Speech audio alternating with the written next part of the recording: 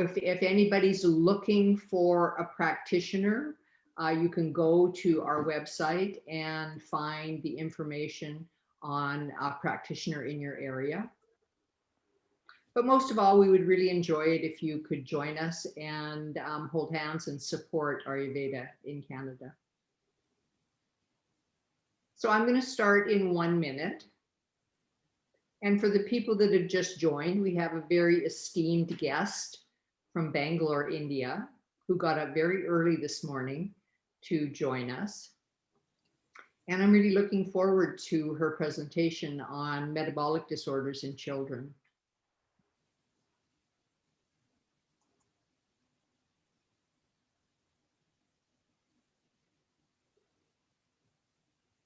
So we will have, for people that have just joined us, Markham, New Hampshire in the United States, Toronto. Oh, nice to see people from all over. So welcome if you've just joined us. This is a presentation on metabolic disorders in children done by the Ayurvedic Association of Canada. It is getting recorded and it will be on our YouTube channel in the next couple of weeks if you'd like to see it again, or if you'd like to refer it to a friend to watch, that would be very nice of you. So I'm going to start. It's a couple of minutes after.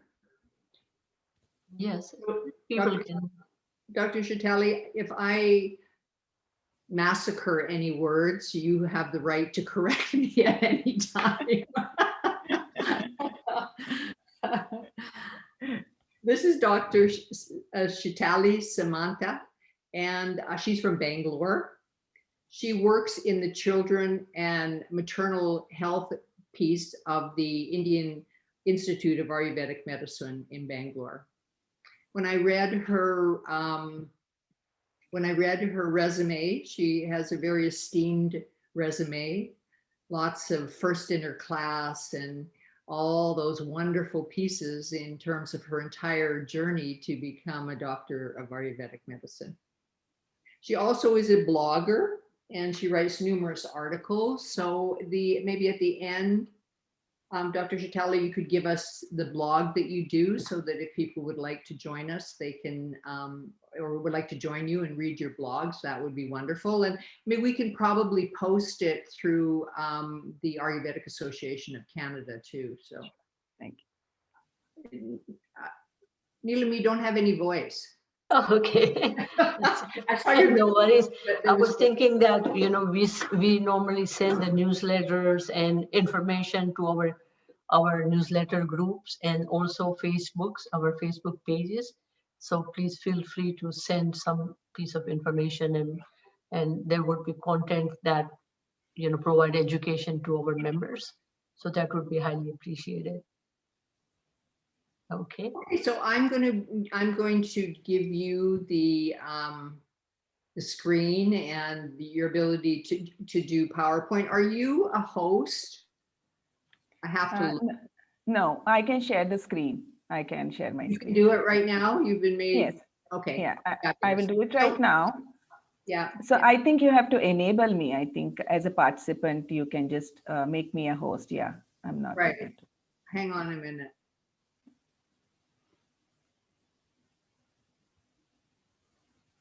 Neelam, I don't think I'm a host. Maybe you are, because I don't see how to make her a host so she can share. Can you see it? I don't see it. No, I don't see it. Oh, hang on a minute. Let me go over here. Paulji, can you do that? Paulji is here. I don't know who's the host. It's not me today, so I can't make Dr. Samanti the host. Can I just interject here? Sorry. If you click on the participants, at the bottom of your screen, you see participants, right? Yes. If you click on the participants, on the right-hand panel, all the names show up, right? Oh, and right. Then, right. And if you hover the mouse over our speaker's name, and then you can choose there to make them the host. It says chat, stop video. Allow. No, on the participants. No, I'm on the participants on the side screen, and it doesn't say to allow her to be the host. That's, never happened to us. So It's that's allowed- all. It says allow to record, rename, wait in waiting room, remove, report, Right. stop video. It doesn't have the normal thing that we have every host. week. So Another option is if you click on the three dots in the gallery window on our speaker, there is a right hand top. yeah, I tried that too. It didn't work. Okay. And the final option I can think of is at the bottom panel. There is a security tab. If you click on the security tab, Yes. there should be one Yeah. option. Yeah. There should be one option. Allow participants to. Okay. Exactly. There should be one option to share screen. Share Allow screen. Yes. Exactly. Share screen. Okay. Yep. Oh, thank you very much. You saved us. No worries. No worries. Looking forward to the presentation. Yes, it's going to be wonderful. Thank you. Yeah, it still comes so that it's disabled. So please try that again, because You might have to. You might have to I sign can out and back in. I don't. No, I think I can now. Okay. So great.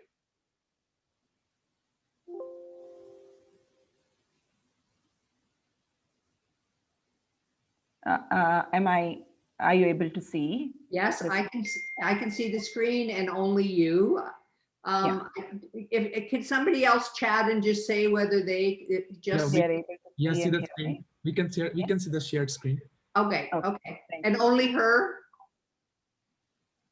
The Only- whole gallery. I mean, I am using two Gallery. monitors, so I'm using the shared screen in another monitor, and I can see all of us. Okay.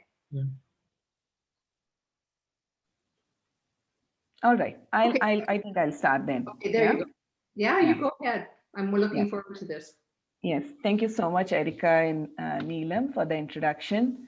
And good evening to everyone who is joining from the continent of North America today. My name is Dr. Chetali Samant, and I am a Kaumara Bhritya specialist, which is one of the 8 branches of Ayurveda.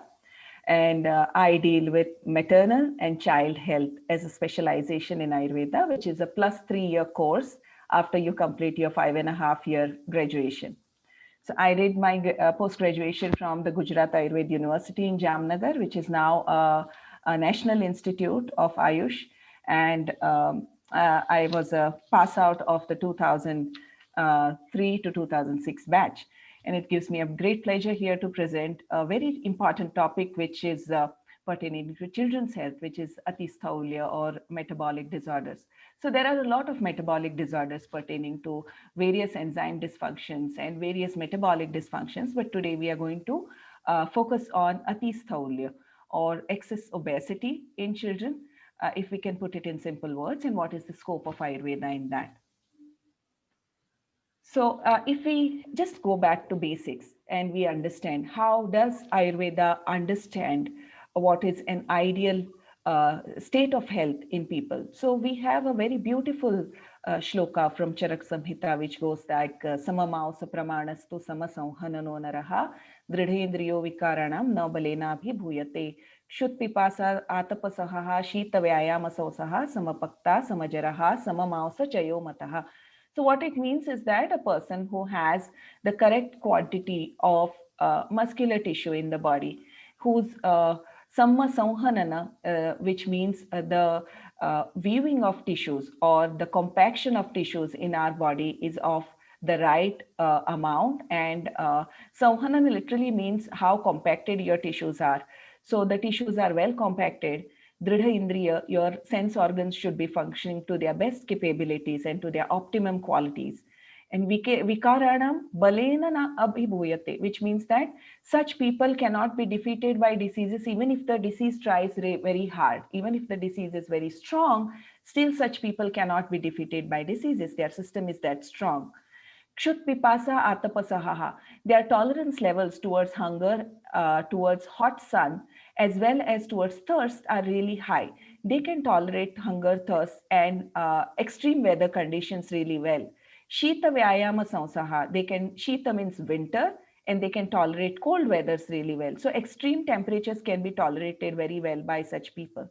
And vyayama sausaha, their capability to exercise and their physical strength is really good.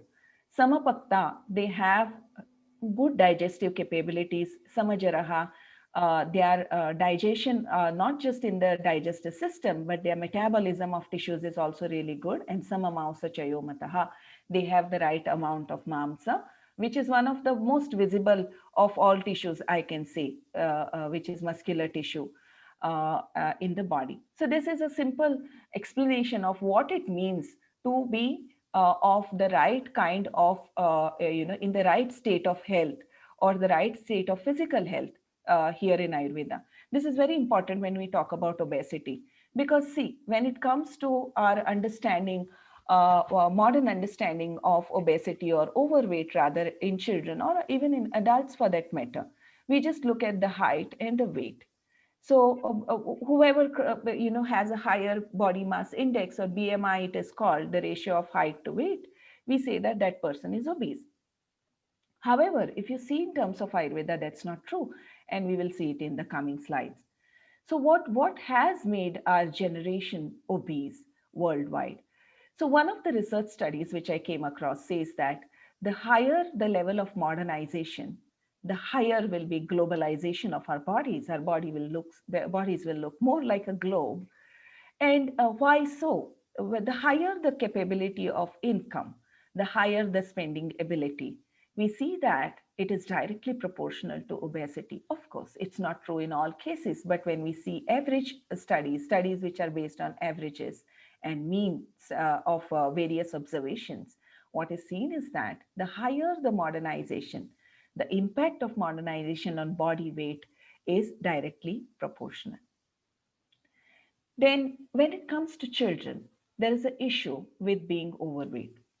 We see that our generation is really well fed. Of course, I'm referring to developed countries here. It may not be true for all countries, but yes, the children are well fed, but they are undernourished, which is one of the basic issues when it comes to metabolic issues like obesity.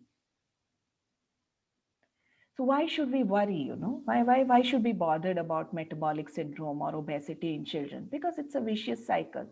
There's a healthy child. We see that the lockdown is impacting all of us, and I will be giving a brief about what is happening in India from our perspective at the end of the presentation in terms of COVID.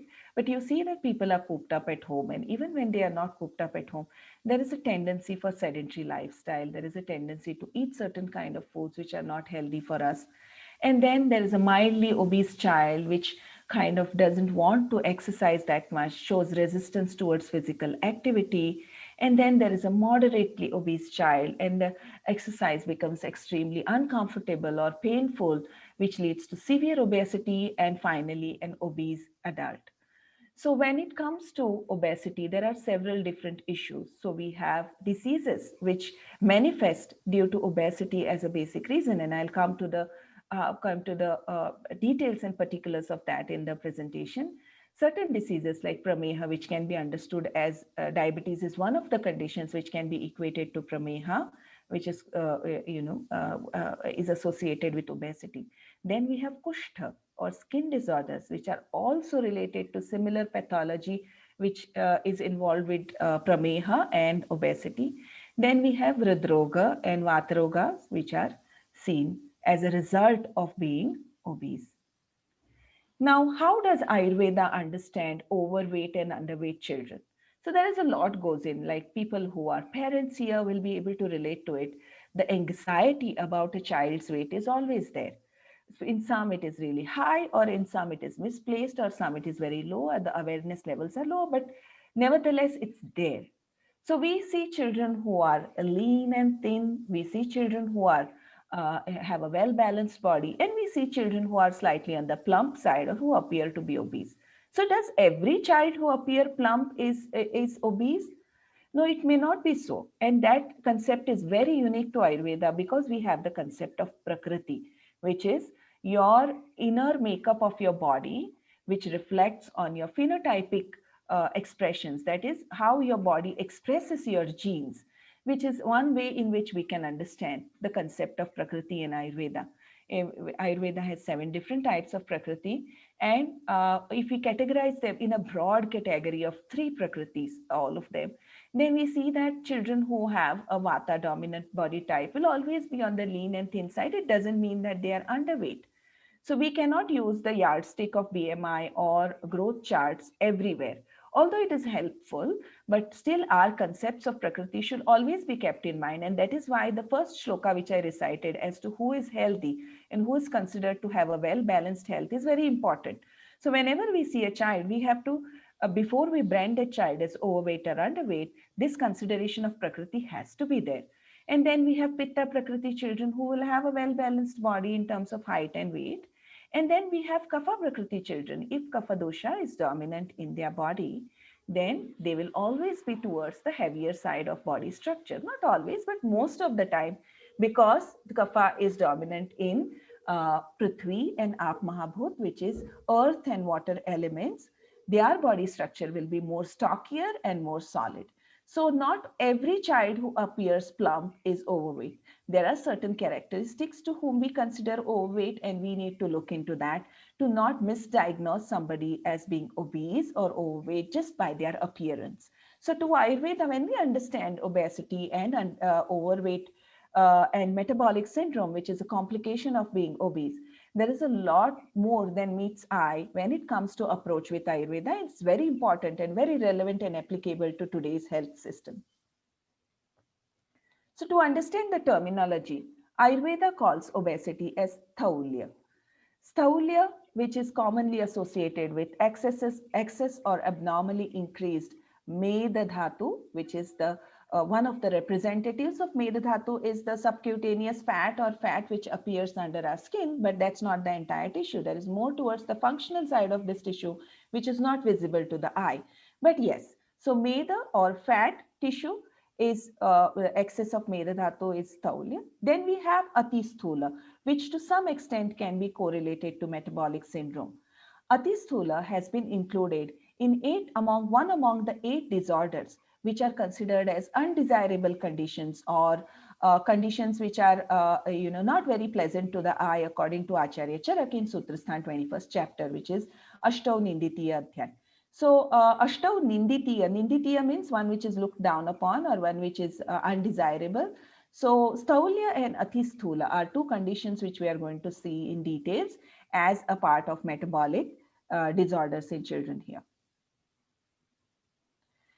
Then before we go to what causes this, we need to see how can we identify this? How do we know in children that this condition might be happening, or a child might be progressing towards this condition, and how can we take measures or steps in time to prevent this? So STHOULYA, can be understood from many different aspects. So STHOULYA basically is mentioned repeatedly in terms of Meda Vriddhi, the excess abnormal growth or nourishment to one tissue, which is Meda Dhatu. So Shrama means tiredness. It's seen in such cases, easily getting tired, not having much of physical endurance towards, strenuous work or towards any kind of physical activity. It may start slowly as, just showing resistance towards getting up and doing something, may progress later, like in resistance to take stairs or resistance to carry heavy loads or do any kind of physical activity. Then alpepi cheshtite shwasam, which means alpe means less, cheshtite means movement, and shwasam means breathlessness. So breathlessness with minimal amount of exertion is another sign which is mentioned under STHOULYA, which is caused by Meda Vriddhi. And then last one, but very important physical character is Svik Stana Udara Lambanam. Svik means our gluteal region or buttock region. Stana means the chest or the breast region, and Udara is abdomen. Lambana here means elongation, but in a practical way, it means sagging of tissues in these areas. So when you see sagging of tissues in these areas, it is one of the telltale signs that, yes, this child is progressing towards becoming obese or already obese. So one of the characters of, I mentioned diabetes or prameha, and I mentioned kushtha. While explaining what are the complications, why should we be worried about obesity in children? The reason why these two diseases are placed close together, one after the other, when Acharya Charaka tried to explain, is because there is a unique factor which is involved in causing these diseases. That is laxity of tissues, which we call as dhatu shaithilya or dhatu shithilata. The compaction of tissues, what we saw as a characteristic of having good health, is lost in these diseases, both in skin disorders as well as in diabetes. And similar thing exists even in Meda Vritti. It is Meda as a tissue which triggers this laxity. It's liquefaction. It's otherwise in a very compact, solid state in a person who is healthy. And that's why we have a good tone of tissues. When you touch somebody who has a very fit, healthy body, the feel of their tissue, which we do to examine someone, is very compact. It's very hard. Their tissues are well nourished, well compacted. But when Meda starts to increase abnormally, it starts to kind of liquefy. It liquefies inside other tissues. And Meda is situated as sandwiched between other tissues. So it is Rasa, Rakta, Mausa are the first three tissues. Then comes Med, and then comes Asthi, Majja, Shukra. It is sandwiched in between the seven, the Saptadhatu that we see. So, and that compaction factor, which Med exerts on all the other six tissues, is lost when it undergoes excess increase in amount abnormally. Excuse me. And that is the reason why it affects all the tissues and it causes dhatu shaithilya, that is kind of laxity of all the tissues, but the ones which come before it and ones which come after it. And that's why it's so important to understand how this tissue works in our body. Then we have ATISTHULA, which is one of the 8 undesirable conditions as explained by Acharya Charak, and he has gone to great lengths of explaining it. Although I would want to not use too much of technical jargon, but because we would want to understand a lot more details, I will use the Sanskrit words and I will explain their meaning. So in ATISTHULA, the first thing Acharya Charaka says is that it causes Ayusho Rasaha. Ayusha means life and Rasa means decrease. So reduced lifespan is one of the characteristics of ATISTHULA people. Why? So what if somebody is obese? It doesn't mean we are body shaming somebody here. What we are trying to understand is what is going on inside their body, what is going on inside the surface, under the surface, what are the changes that are happening, and how are they going to impact life? And we all know that obesity reduces our lifespan, and it has been rightly mentioned in Charak Samhita as well. Then there is Javoparodha. Javoparodha means there is inability to do physical activity or resistance to do physical activity. So feeling tired with minimal exertion, not wanting to do anything, or physical activity being just sheerly painful is a sign of ATISTHULA. Then there is Daurbalya. There is tiredness, constant tiredness. So we have Shrama mentioned in Meda Vritti, which just means that you feel tired after, as if you're exerted. Daurbalya means fatigue, not just tiredness. It means constant fatigue. Fatigue which cannot be shaken off by taking rest. So that is the next grade of what we saw in Meda Vritti. Meda Vritti, it was just Shrama. But when it comes to the degree of ATISTHULA, which is the next stage that Meda Vritti can go to, a more complicated stage, it reaches Daurbalya, a fatigue which cannot be shaken off. Then there is Daurgandhya. We all know that Sweda or sweat is a byproduct of fat metabolism according to Ayurveda. It is a byproduct of Meda metabolism or Meda Dhatu conversion. It is a mala or waste produced by Meda Dhatu. So whenever there is vitiation of Meda in the body, there will be body odor. It is also a characteristic sign of people who have Pitta Prakriti. But still, if a certain person is obese, it means that it reflects the conversion of Meda in their body. Then we have Sweda Abadha, excessive sweating, again, same reason. Then we have Atikshudha. Atikshudha means excessive appetite, and Pipasa Atiyoga, excessive thirst. These are also signs which are produced by people who have diabetes. And these are the things that they observe first. So it's very interesting, So Acharya Charaka did not mention that this leads to diabetes, this leads to insulin resistance. But we have what is explained according to us, which could be precursor to, or which could explain what is going on inside the body, even when we try and use modern pathophysiology to understand these conditions. Then we will see what are the hetu of Sthoulya. Let me just move the screen this side. Yeah. So there are multitudes of conditions mentioned, or multitudes of situations mentioned in Ayurveda, which can lead to both Sthoulya, obesity, or ATISTHULA, which is similar to metabolic syndrome. So first, a thing which really interested me here was that apart from Meda Doshaja Vyadhi, that diseases which are caused by abnormalities or vitiation of Meda Dhatu, which is obvious, it leads to Sthoulya. There are certain other things which I found and which I understood, and it's very interesting. For example, Sthoulya has been mentioned as one of the signs of Bahudosha. Bahudoshata means, how do we understand that vitiated Vata, Pitta, and Kapha are in excess in the body? And this has been explained when we try and understand who should be given cleansing therapies or Panchakarma, especially Vamana Virechana and Basti. So in that regard, when Acharyas explain signs of Bahudoshatva, excessive, doshas which have to be removed from the body somehow, they have mentioned Sthoulya as one of the signs. So that's very important. What it means is that whenever somebody experiences obesity, right from the childhood or as a child or even as an adult, what it means is that there could be excessive vitiation of tissues. Then the next one is very, very interesting. I mentioned in one of the slides that our generation is well fed but undernourished. So Sthoulya has been mentioned as one of the disease which is SANTARPAN JANYA. SANTARPANA means nourishment.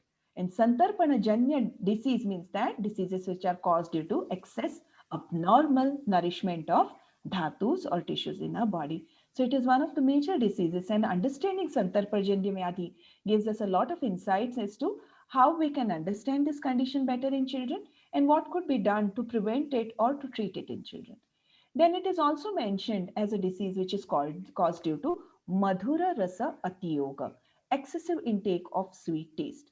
Please understand that we are not just referring to sweet as a taste in food. We are also referring to what is the effect of a food on our body. Sometimes certain things, they may not taste as much sweet, but their impact on the body, which we call vipaka, could be Madhura Vipaka, and they also have similar effects on the body as the taste sweet has. So Ati Yoga means excess use, repeated excess use. It doesn't mean excess use one day. It means repeated, excessive, continuous use of sweet tasting or foods which have a sweet effect on our body. Amla Rasa Ati Yoga I mentioned here. How, although Sthoulya or obesity is not mentioned directly as an effect of having excessive sour taste, excessive intake, repeated intake of sour taste. But sour taste causes something else, which is a point of our interest. That is Dhatu Shaithilya, excess intake of sour things or things which have a sour effect on our body after digestion, the Amla Vipaki. It causes Dhatu Shaithilya, which we understood as laxity of tissues. And I said how it impacts diabetes, how it is constantly explained when with respect to Meda as a tissue in the pathophysiology or Samprapti of Prameha as a disease, as well as a precursor or prerequisite for formation of Kushta or various skin disorders. So Amla Rasa should also be considered here when we are trying to understand this condition. Then we have Kapha Dushti. When Acharya Charaka explained Nanatmaja Vyadhi of Kapha Dosha. Nanatmaja Vyadhi means what all are the disorders which can be caused by Kapha. So within that, Acharya Charaka has explained Sthoulya as a condition. And then, of course, we have Meda Doshaja Vyadhi. It is one of the diseases. And both Kapha Dushti and Meda Doshaja can also cause ATISTHULA, which is the next level change. Then we have Bija Swabhavat, another very important factor to consider, which is genetics. Most diseases, if we see today, have two factors. There can be environmental factors and there can be genetic factors to the development of any disease. So here we saw all environmental factors here. Through Santarpana Janya Vyadhi, Madhura Roga, Madhura Rasati Yoga, different kinds of, food related issues. And then we come to a genetic factor, which is Bija Swabhavat. What does Bija Swabhavat mean?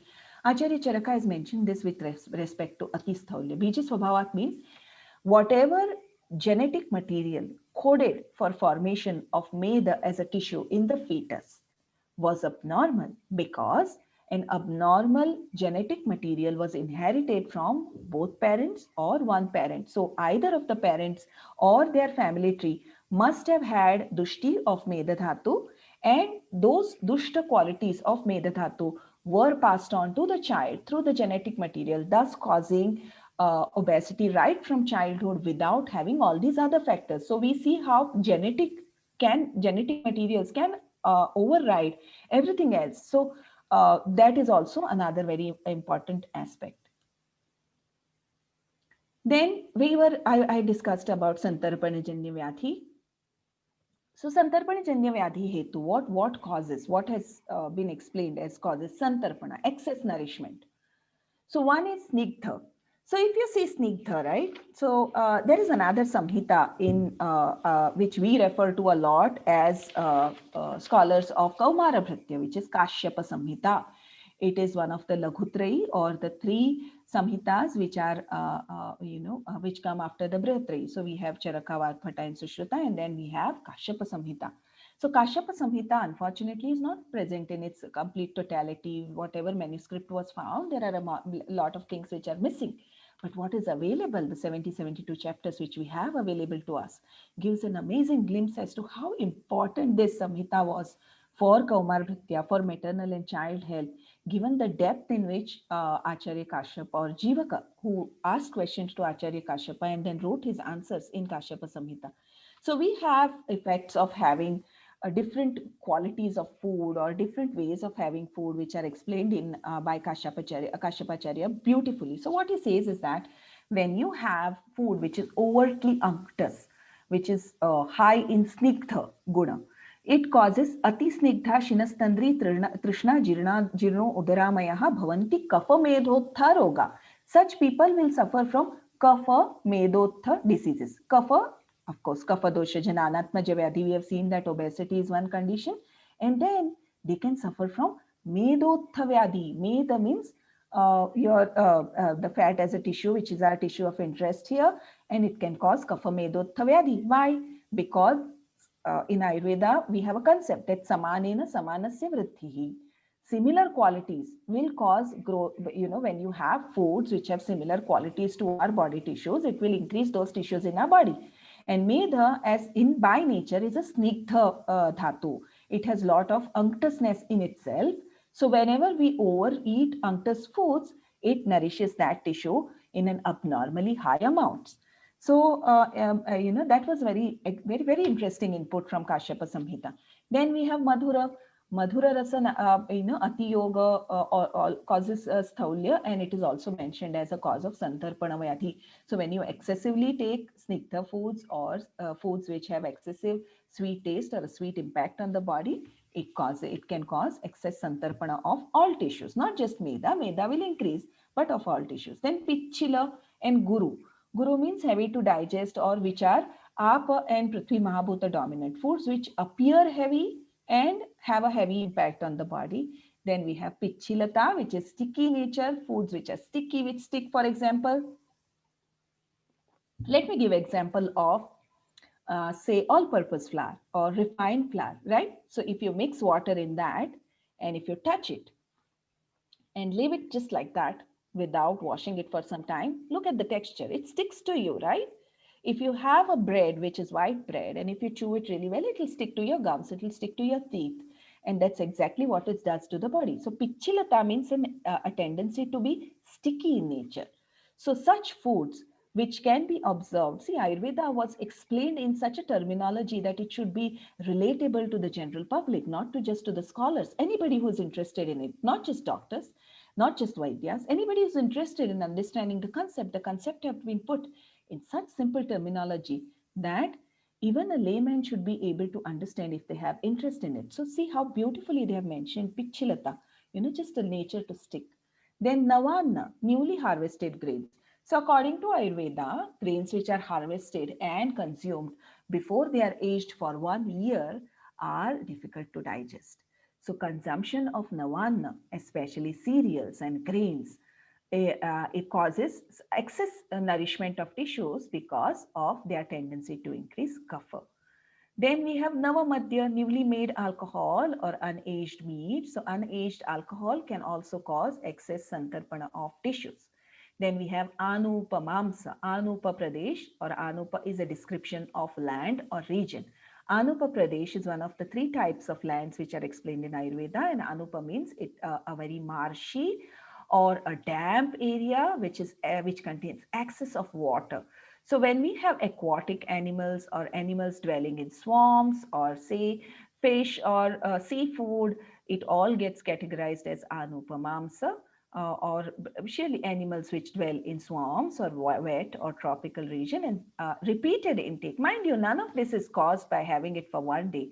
It is continuous, repetitive, excessive intake are 3 factors. That it should be continuous, it should be repetitive, and it should be excess.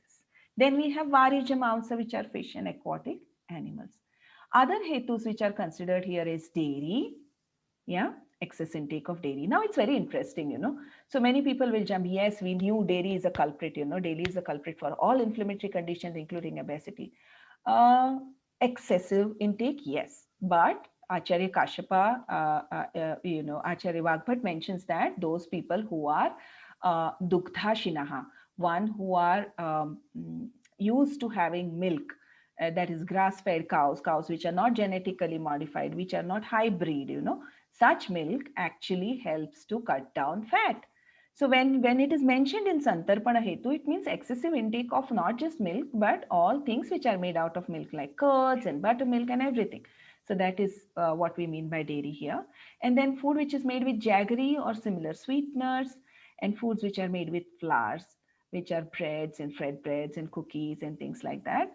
So those are explained. And then there are certain lifestyle factors which are also explained, which is aversion towards physical activity, and then sleeping during daytime and having a sedentary lifestyle are also mentioned as hetu for excessive santarpana. Then we come to ATISTHULYA, which is mentioned as one of the 8 undesirable conditions. Again, you will see similar things here. So we'll just brush past it. If it's similar, I'll only explain those which are different to this. Okay. So he has explained that intake of shita, excess foods which have a cold impact on the body, or foods which are cold to touch. So here I would put inputs from Kashyap Samhita again. So what Acharya Kashyapa says is that having very cold food causes vata kapha bhivriddhischa. So it causes vata kapha bhivriddhi, it increases vata and kapha, and it causes grahani mardava. Grahani is considered as one of the very important seats for Agni in our body, and where major processes of digestion at the level of digestive tract take place. So grahani mardava means digestive slowdown takes place when we take ati shita foods. So even temperature of a food matters a lot, and there is a lot of stress which is placed on why we should have food which is warm. And cold foods, intake of cold food, cold water has been, Ayurveda has advised against it. Then we have snigdha and avyayama, same things which are mentioned even in Santarpana Janya Vyadhi. And then we have divaswapna. Divaswapna is sleeping during daytime, which is condemned by Ayurveda. There are certain conditions, for example, pregnant women and people who sing, students, aged people, really small children, they are exempted from this rule. But Divaswapna in all others who do not fit in that category has been condemned by Ayurveda, that it causes all sorts of diseases, including ATISTHULYA. Then there is one thing which I really found very interesting, always have found interesting even as a student, Harsha Nityatva. So Harsha Nityatva means absence of any anxiety, unhappiness, or disappointment. While excess of anxiety, like what we understand as, say, Vishado Rogavardhananam, Vishada means presence of anxiety or depression can increase any existing disorder, is what is told by Acharya Charaka. But then here he mentions that Harsha Nityatva, absence of anxiety, absence of unhappiness or any sort of disappointment, which seems to be a trend. I don't want to create a stir here or any controversy by commenting on parenting techniques, but that seems to be an undertone to parenting techniques today. Absolute absence of disappointment or unhappiness, which is a very important skill. that a child should learn: how to handle disappointment, how to handle unhappiness in a healthy way, in a constructive way. And the absence of that, that is perpetual state of happiness, no stress, no strain at all, can also cause atisthulya. It doesn't cause santarpana of tissues. What they mention is it causes atisthulya. So this was a very interesting point I found. And then achintanat. Achintanat means absence of mindfulness. It doesn't mean absence of thinking.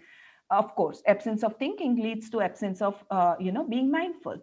So yes, not being mindful in terms of your eating or lifestyle is also can lead to atisthulya and bija swabhava genetic factors, which I have touched upon.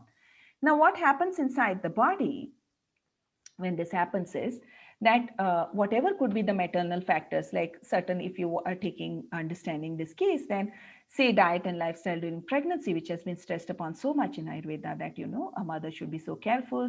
If she eats too much of Madhura Rasa, her child will be very, lazy, and things like that have been explained in, in Garbhini Paricharya, which is dietetics during pregnancy. So if such a history is there in the mother or in the father, it causes bija swabhava or bija dushti, which is defects in the genetic material which code for certain tissues. And then asarata of dhatus means there is lack of good qualities to tissues. So the optimum qualities of tissues are missing in such children. And that combined with atisantarpana, which is taking all those factors which lead to overt nourishment of tissues, and a sedentary lifestyle, unhealthy dietary habits, and stress, vishada, which I mentioned, can cause medovritti and sthaulya. It can cause srotorodha, that is obstruction of fine channels which provide nourishment to all tissues in our body. Mind you, it doesn't mean blood vessels, it doesn't mean lymphatics. These are channels, these are energy channels through which our body provides nourishment to all our tissues. It causes vata vritti, excessive vata increase, because there is no place for it to circulate in the body. Because of excess increase of kapha in meda, it gets trapped, and the trapped vata abnormally increases both Jatharagni, which is your digestive fire, as we refer to it, although it's not a fire which is in terms of flames, it's just a verbal representation of its qualities.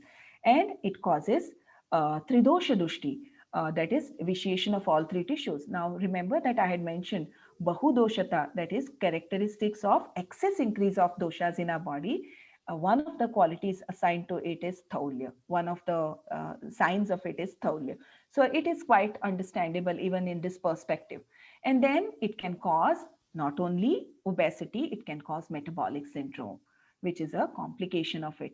Of course, I'm trying to understand atisthulya as metabolic syndrome, but based on diseases, it could be understood as something else as well. And then it causes uttarottara dhatu kshaya. Now, I mentioned that Meda is sandwiched between the first three and the last three tissues. Whenever there is abnormality of Meda, what it will do is it will cause something called as anuloma and pratiloma kshaya.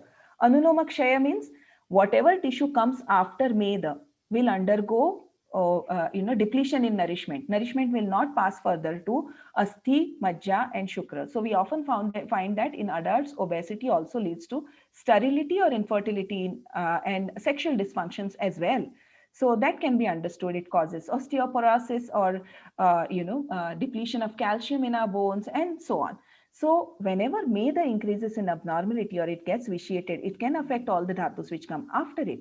And it can also affect the dhatus which come prior to it because of its laxity. So it will cause laxity of all tissues. So rasa, rakta, and mamsa, which come before that, will also be vitiated, not just owing to its vitiation, but also owing to the fact that there is tridosha dushti.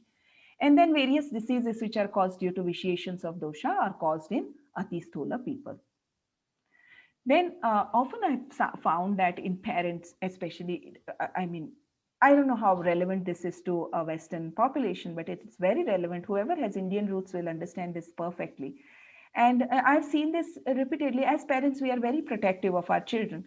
So whenever we try to point out that a child might be overweight, not kapha prakriti, overweight as in abnormally atisthula, their parents can display all kinds of phases of denial. It's just baby fat, he's just too big for his age, and a little TV never hurts, and my child's weight is not a problem. Stop judging my child. Juice is very healthy as a fresh fruit, and so on. So these are trends which we see, and this is really beautiful, that I found. And it gives us so much of clues as to how much we have to work towards bringing about a change in the area of childhood obesity, which will emerge as the next epidemic when we are under lockdown, when adults and children are cooped up at home, no physical activity. So in the coming years, I'm pretty sure that obesity will emerge as the next global epidemic in children. So 5 to 10% of all school-going children currently are obese or overweight, and 90% of these obese children will have at least one factor of metabolic syndrome. So, and we will see that now. So what is metabolic syndrome? I'll not go into the technical details of it, but I just want to touch base as to what we refer to as metabolic syndrome.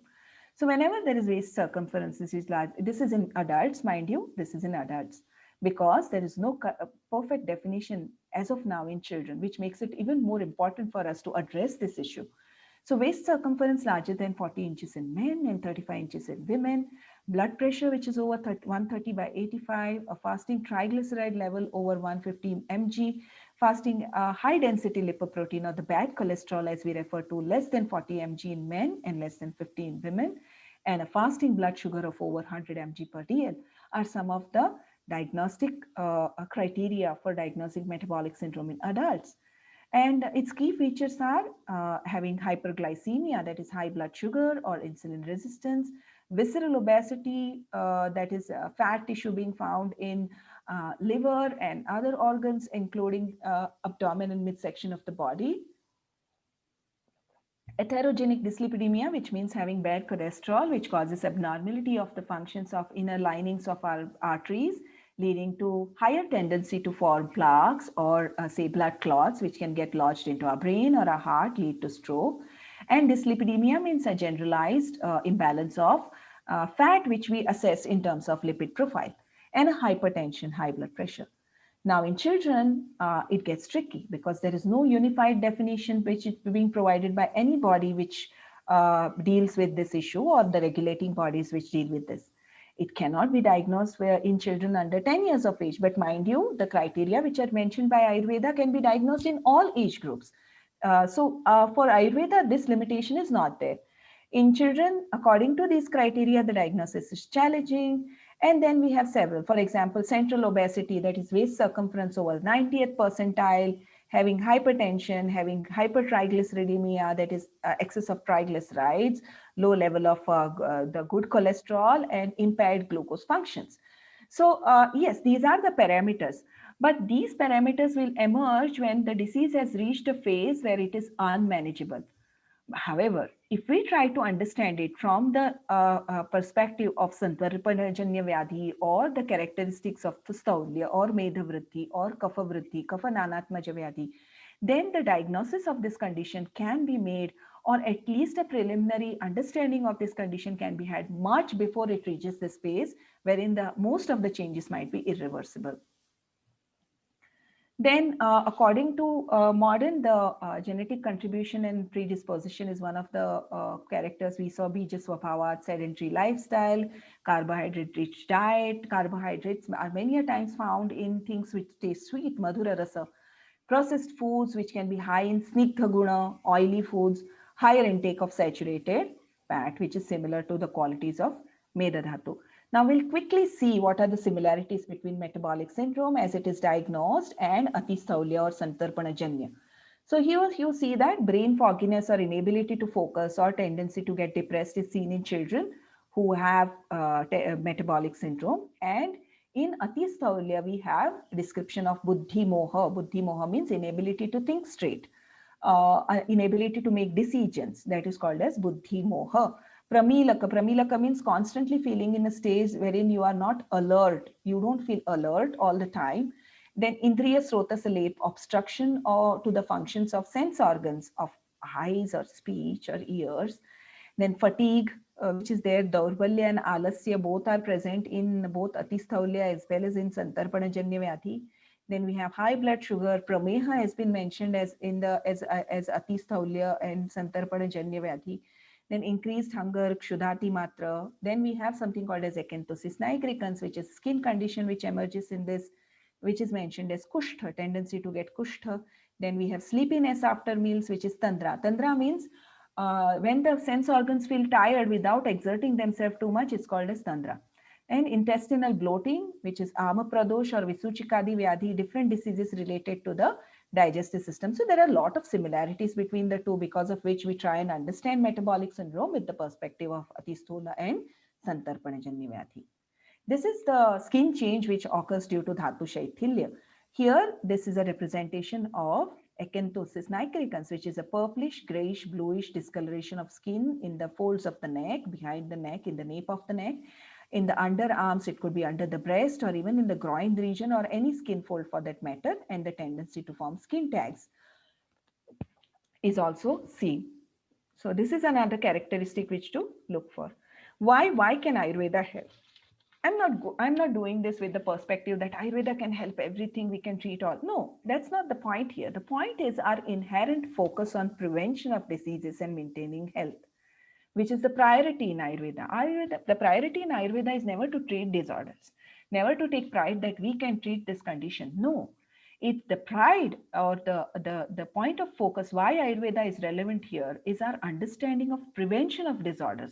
Proactivity, which is highlighted and which is emphasized by Ayurveda, is what is important in this condition. Then availability of therapeutic interventions with epigenetic influence. Epigenetic is something which is above genetics. What it means is that by changing your diet and lifestyle and changing factors, we can change the way our genes behave.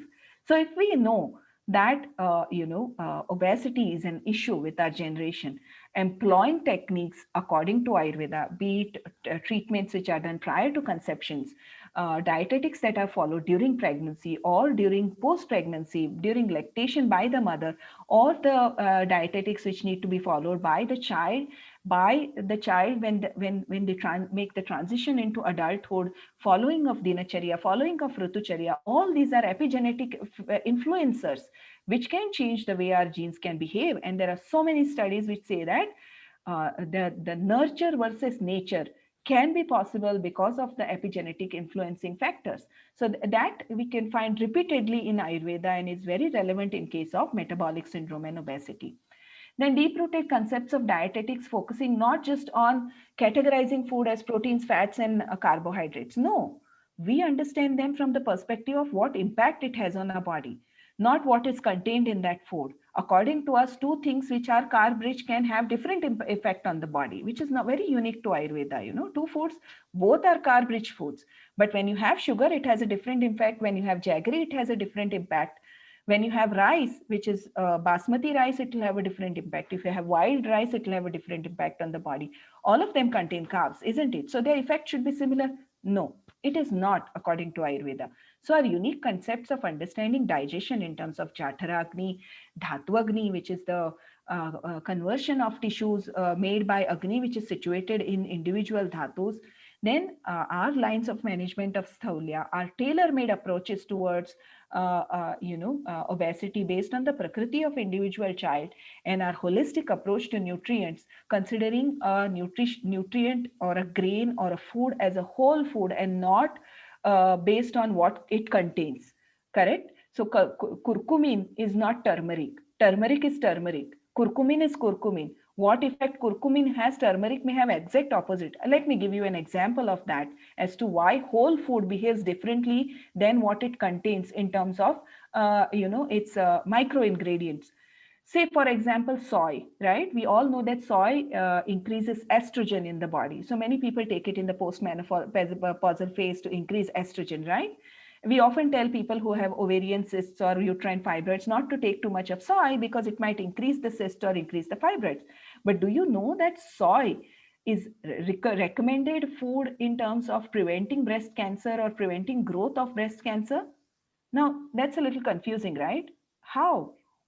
Soy should be increasing breast cancer. It shouldn't be decreasing it. Breast tissue responds to estrogen. So when we eat soy, it should increase the breast cancer. No, it doesn't. How? Why? That's because whole food behaves differently than what it contains. We are referring to soy not as the lignans or phytoestrogens. We are referring to soy as a whole food. So that's the difference when we understand foods holistically. And that is very, very important in managing STHOULYA. So swasthya rakshana, how can we help children? So I mentioned that, preconception care is very important. If we know that the parents have obesity as an issue or it runs in the family, preconception therapies given to parents are very important to change the epigenetic factors related to this. What diet mother follows during breastfeeding is also important to prevent childhood obesity. So the mother's diet should be well-rounded based on her prakriti, so that whatever breast milk she's providing as nutrition to her child is wholesome and is not promoting Santarpana Janya Vyadhi. Then weaning, what food we provide during weaning. If the foods are just sweet tasting foods, then we know what impact Madhura Rasa has. Then Ekarasa Abhyasa is also told in Ayurveda as it causes all kinds of diseases. That is, if we show preference towards having only one taste, not all the 6 tastes, that can also lead to many diseases. So weaning and how we introduce food to children is also very important. Mindful eating habits being taught to children at a very young age, their minds are impressionable. So the concepts of Ayurveda can be most, they stick by when we teach it to them when they are kids. As adults, we have our egos, we have our preconceived notions and our beliefs. So it's very difficult to, adopt these practices when we grow up. It's not impossible, it's difficult. But some things like tanmana bhunjita. Tanmana means eat with complete focus on food. Focus on food. Do not talk while having food. Do not watch anything while having food. Acharya Kashyapa mentions that after 48 minutes of having food, you should listen to music, you should listen to flute, you should watch dramas, you should read books. And it helps the digestion and assimilation of food, helps better conversion of food, but not while eating food. It should be done after 48 minutes, one muhurta of eating. Then certain techniques, for example, avoid ekarasa abhyasa. Do not have just one taste, preference for one taste. For picky eaters, this applies a lot. Then correct order of having food, like, what is told is that according to Ayurveda, there is an order towards having food. That is, first, you should have a sweet taste, which is the exact opposite to what we do. We have desserts at the end. So sweet foods or sweet tasting foods should be had first. Then also things which are a little oilier should be had at the beginning of eating. Then vichitram madhyasastata. So whatever we have as starters, which are savory food, should be had in the middle of the food intake. And then whatever is dry and liquidy should be had at the end of the food intake. So this is the correct order of having food according to Ayurveda. Then we have correct portions of food. For example, 2 parts of the stomach should be filled with solid food. 1 part should be filled with liquid and 1 part should be left empty for the vata to move freely and help digestion. So these are concepts which are unique, and of course, as I was mentioning to Erica, probably these will need a separate presentation on their own. But yes, I just wanted to touch base with it. And then correct portions, and eating warm food is very important. For example, whenever we eat food warm, Acharya Kashyapa mentions that it tastes better and it reduces kapha, which is a dosha similar to Meda Dhatu and can cause increase in Meda Dhatu. And it causes vatanulomana, it causes free movement or organized movement of vata in our body. It digests faster and it improves appetite, it improves desire to eat food, and it improves agni. So these things are attributed to eating warm. Then we have dosha balancing diet concepts and diets which complement one's prakriti and so on. So preventive aspect, what change we can bring as Ayurveda representatives in terms of managing obesity is huge. The scope is huge. Then lifestyle modifications, of course, including yoga and exercise and sports as a part of a child's life is very important, along with meditation and hobbies, which is equally important part of lifestyle. Then Ayurveda interventions in terms of management require Guru Apatarpana foods. Guru means foods which are heavier to digest, which balance kapha and meda. And Apatarpana foods are one which cause lekhana, or say depletion of tissues, depletion of abnormally increased tissues in the body. So opposite of Santarpana is Apatarpana. Apatarpana means reducing abnormally nourished tissues. So that needs to be employed here. Sesame seed is a very good example of a Guru Apatarpana food. So sesame seed or sesame seed oil rather has Gurutva, that is, it's difficult to digest, but it causes Apatarpana, it reduces tissues. of abnormally grown tissues, that is. Then avoid ekantika apatarpana. In children, when we are giving catabolic foods, catabolic management lines, we have to be careful. Why so? That's because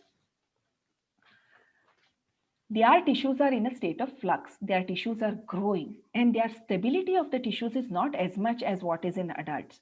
So although we are treating obesity, although we are treating abnormally increased tissues, remember that because meda is in the sandwiched in between all the other 6 dhatus, if you suddenly deplete meda, it can cause abnormal depletion of asti, majja, and shukra. So it can affect their sexual development, the secondary sexual characters. It can affect their adult health in terms of causing abnormal depletion of all tissues. So ekantika apatarpana, only catabolic approach should not be done in children, and due attention should be given to how to keep them nourished but not overnourished. Then consider krimi or intestinal worms and imbalance of gut microbiota. So krimi is an entire concept, a big concept in Ayurveda. That also should be paid attention to. However, I wouldn't give details of that in today's test, just to adhere to the time limit. And then vata anulomana, anulomana of vata, ensuring a smooth flow of vata should also be ensured. Then vatagna, applicable in children of atisthula chikitsa, that foods should always pacify vata, and they should be balancing kapha and meda. So foods which have ruksha guna, ushna guna, guru guna, to keep up with the management principles which we said, and khara guna, they should be laghu, at least easier to digest, and their agni should be maintained. Then udvartana, powder massages should be employed in children to help meda as a dhatu to invigorate the tissue and to improve its conversion and to help reduction of meda. Powder massages are excellent and really applicable in children when done with the right kind of medicines.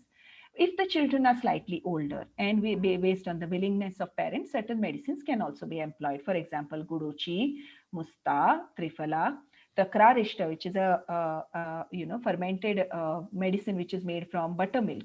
Then makshika prayog, using honey in water, is also recommended in treatment of ATISTHULYA. Remember that honey as a food ingredient is not recommended in Ayurveda. It is also always recommended as a medicine in the presence of abnormality. Healthy people, in fact, are advised against taking honey.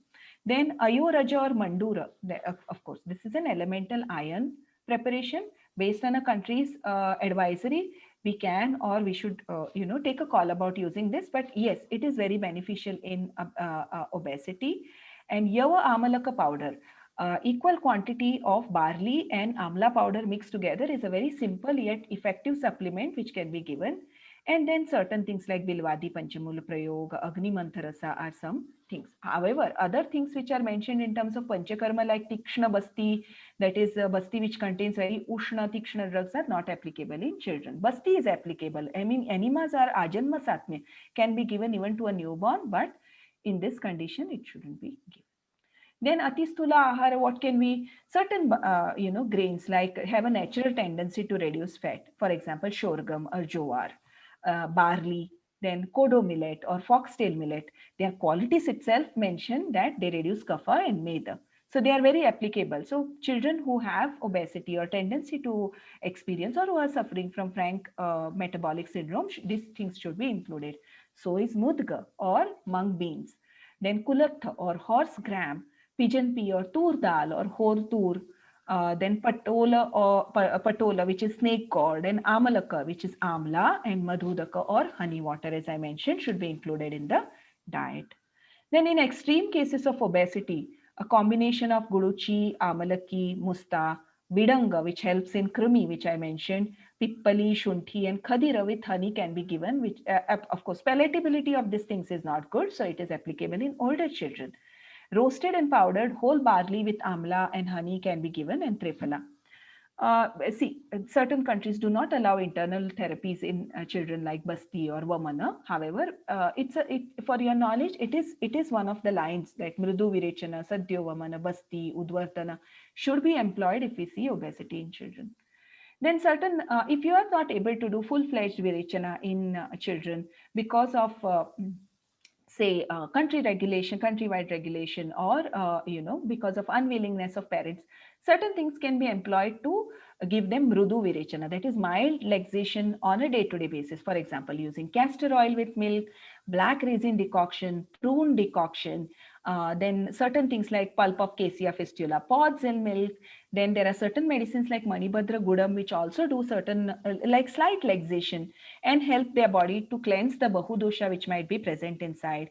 And then consider food as a source of laxation for younger children. For example, pumpkin puree, papaya, black raisin, beetroots, carrots, green leafy vegetables, or prunes, as I mentioned, have a natural tendency to trigger laxation and should be employed in younger children in whom we cannot employ medications. Classical preparations like pathya, that is haritaki, pippali, and rock salt can be given. Trivrit trifala mixed with ghee and trikatu mixed with rock salt can also be given for the same purpose. Whatever diet modifications we recommend in parents often should be practical for the parents to follow. It shouldn't be something which separates the child from family pot eating. Often I find that when we are treating a child, the change in diet should be adopted by the entire family and not just a child. So this needs to be kept in mind. So the family needs to change their way of eating, not just the child. It should be economical and easy on the pocket. It should be geographical. I cannot advise what we eat here in India to people who live in North America. Although it is recommended in Ayurveda, what grows regionally in your region is what is going to work best for you and not blind copying of dietetics in India. So that is a point I wanted to make here. So what grows locally is very likely to have the best effects rather than things which are imported from other continents. And it should be sustainable. It shouldn't be a diet which is yo-yo diet, pendulating dietary habits, which we see very commonly in cases of obesity, not just in children, but also in adults. It should be a sustained diet.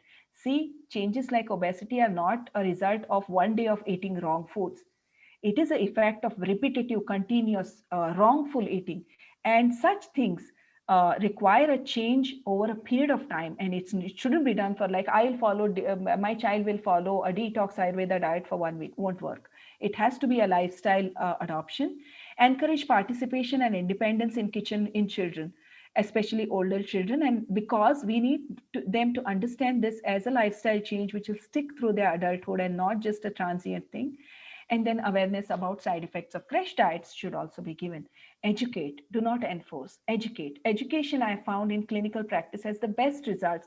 Convincing children, explaining them, helps to make the changes stick and not make them revolt against it and feel, so I've had enough of this Ayurveda too. From today, I'll eat whatever I want.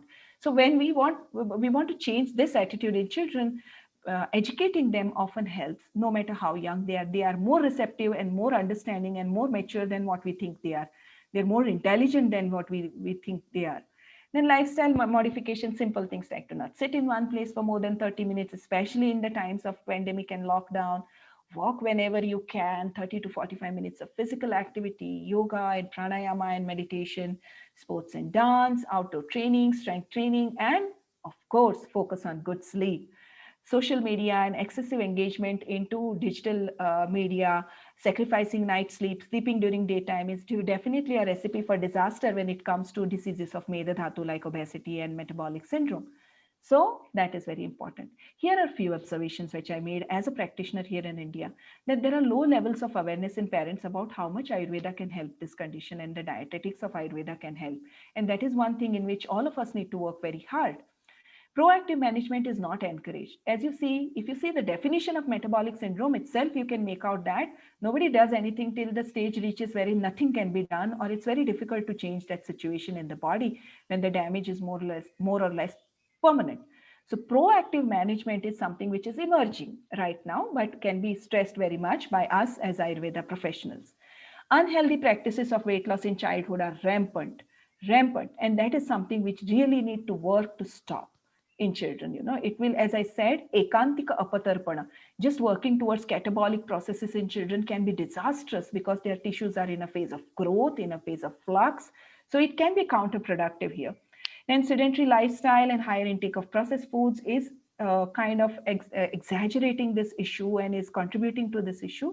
And there is a high dropout rate in children because see, when they move to college, when they move to dormitories, and when they move out of their house, there's a high dropout rate. So that is something which I observed as a practitioner. Thank you so much for a patient hearing. I think I well crossed my limit of what was permissible today. I'm so sorry about that. I mean, I really wanted to do justice to the topic. And thank you so much for everybody who attended today. Thank you so much, Canada Ayurveda Association Canada, Paul and Erica and Neelam for giving me this opportunity and giving me such a warm welcome here in the stage. So I'm really grateful for that. And we are doing as much as we can to help the sad situation about pandemic in India. We are really hurting and we need all the help we can. As Ayurveda professionals, we are not frontline workers. We are not working in ICUs, but we are providing support to our patients in terms of providing medicines which can improve immunity. And we are not giving blanket statements and not giving any random kashayas or kwatas, which is an assumption. Ayurveda is not home remedies, as many people assume they are. Ayurveda is a science. We have credible solutions to this, and we are providing it to people who are willing to take it. And we are having excellent results with it, with people who are taking Ayurveda medicines alongside whatever mainstream medicines they are receiving. Their recovery rates are better. They are responding better. The fatigue is responding better to Ayurveda medications, the fatigue of COVID, I mean. And the post-COVID recovery is really well with Ayurveda dietetics and medications. And we are doing our best to provide our support in our capability, in our capacity. As I was explaining, Erica and Neelam, an extra pair of hemispheres helps people in this situation wherein somebody is helping you to take the right decisions and, take the right calls in this situation. So we are doing as much as we can. And I want all of you all to send prayers to our country so that we can emerge safely on the other side of this pandemic. Thank you so much. Thank you very much. That, could you take your presentation down? Yes, I will. And then I'll just, if anybody has questions, can you put them in the chat box?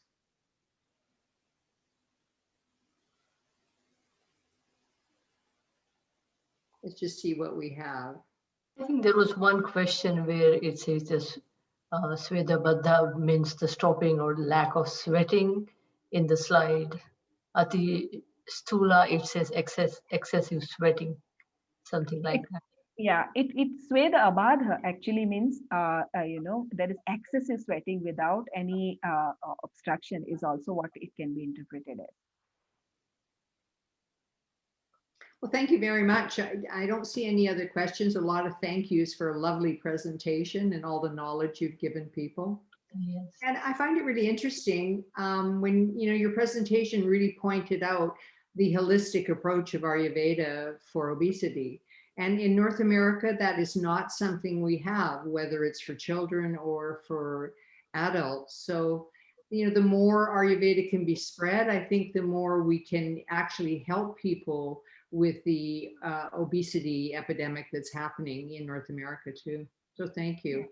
Yes, and the emotional aspect, what she said that, the lack of stress and lack of, because here people, same in India too, like, you can't say anything to the bad things, you can't be strict, you can't discipline the children and things like that. And that leads to, obesity. That's that point, like it's very remarkable. It's good observation, Yeah. because like a lot of parents like would not agree with that. I also think that at the beginning of your presentation, an understanding of the uniqueness of everyone's prakriti is something we don't really understand. We have kind of a normal way the body should look, and everybody should look like that. And so just to educate children that, we all have different kinds of bodies, and to be happy with them as long as, they're within the prakriti of who you are, would just make a profound difference in people not either trying to gain weight all the time or lose weight all the time. So hopefully we can spread that word. Absolutely, that's really crucial. I see a question here which says a lot of kids become obese during puberty. Is this also because of food habits, or is this normal as per age? So, so here's the thing. So obesity can be global or it can be central obesity. Global is you are obese overall, your appearance is plump overall, which could be a characteristic of prakriti or because of childhood obesity as such. But weight gain during puberty is not just related to food habits. but what happens because of food habits. So there could be hormonal imbalances which kick in during puberty because of, not just dietary, but even lifestyle factors or emotional stress, and stress which comes with academics is considered as one of the major factors which leads to eating and binge eating and stuff like that. So observe whether the obesity is global or it is central, which is focused around the midsection of the body. If it is focused around the midsection of the body, it is more likely due to hormonal imbalances. And if it is a global obesity, then it is more likely due to imbalance of METABOLIC, as I have explained in the presentation. I hope that helps to understand this better. There's a question, will the slides be available? And yes, they will be available on the Ayurvedic Association of Canada YouTube channel within the next week.